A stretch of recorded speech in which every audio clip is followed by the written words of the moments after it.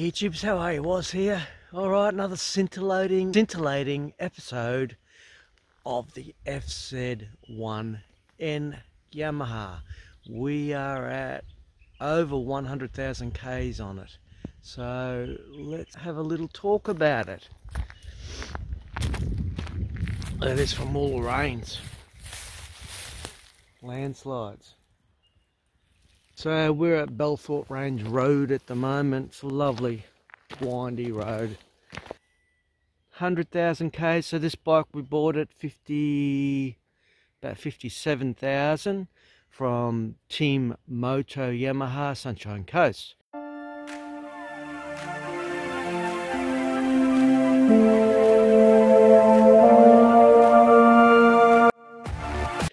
They offered me quite a good deal on it, 4,950, 6 months rego, new tyres. Pretty well everything you see here is what I got.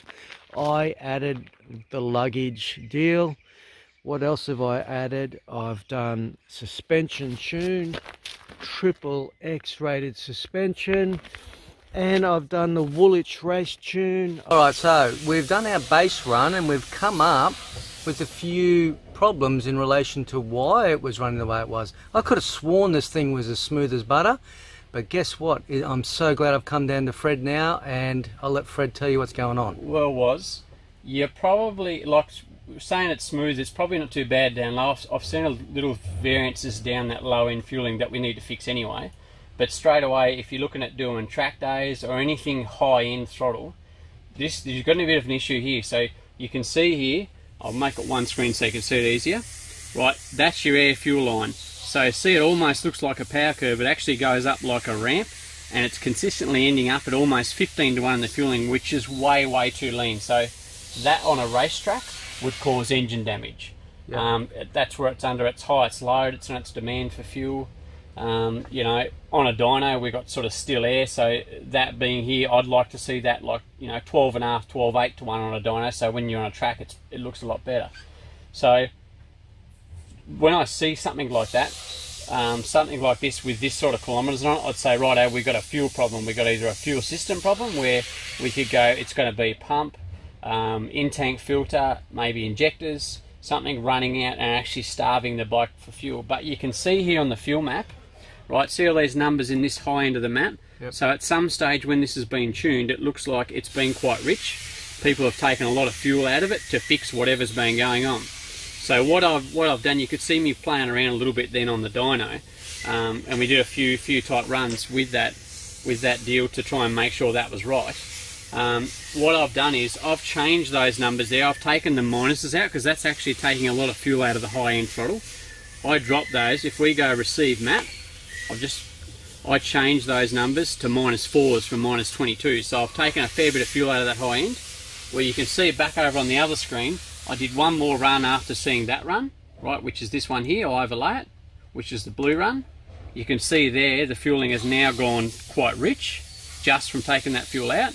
The horsepower's gone straight up. It's picked up 7 horsepower there. Woohoo! So yeah, bonus. So that's great in two ways. It tells me you haven't got a pump problem, haven't got a filter problem. It's purely a tuning issue. So we can then go through, and obviously that's going a little bit rich now. I'd like to bring that up and make that line nice and smooth right through. So I can be thankful I didn't just take this bike to a track straight away. It would have hurt it.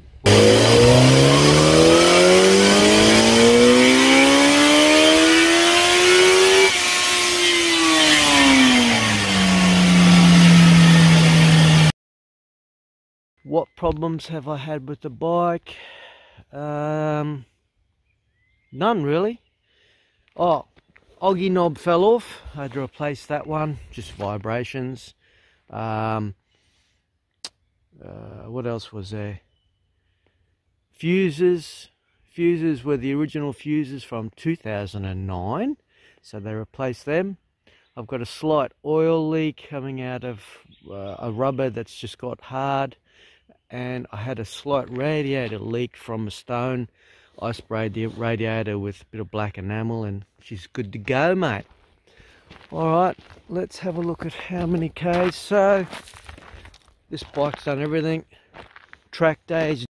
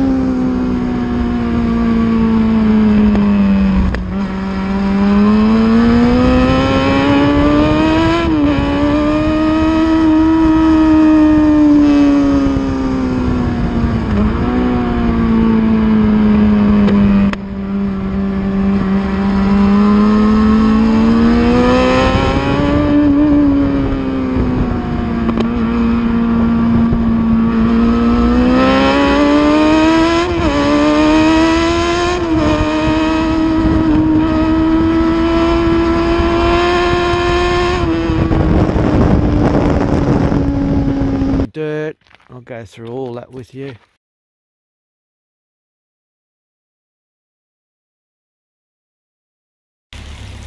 It's just a shower! It's just a shower!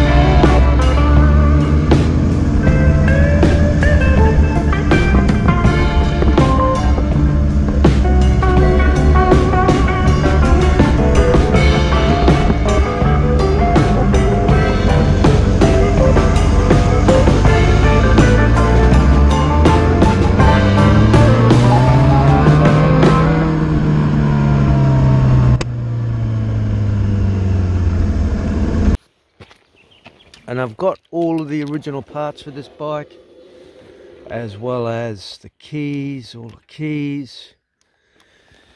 So there it is, 100,378 Ks. How good is that? And that's good.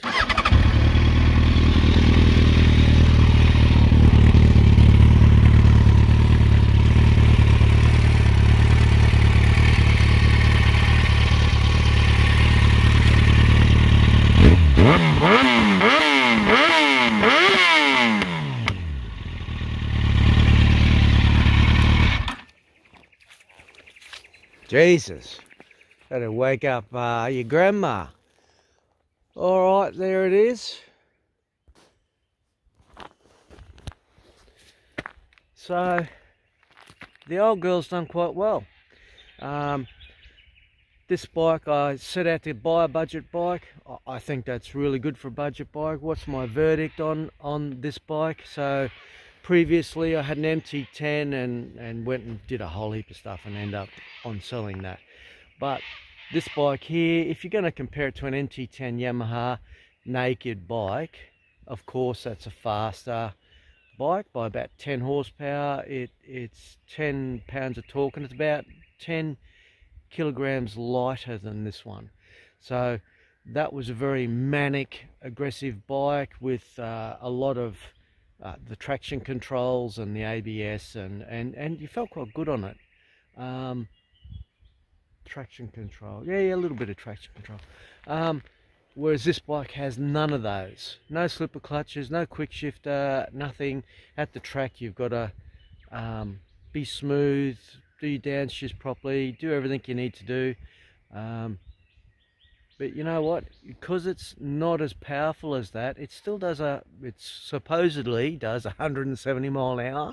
I haven't got there with it, and I probably won't do that, but it's still very fast on the track and on the road.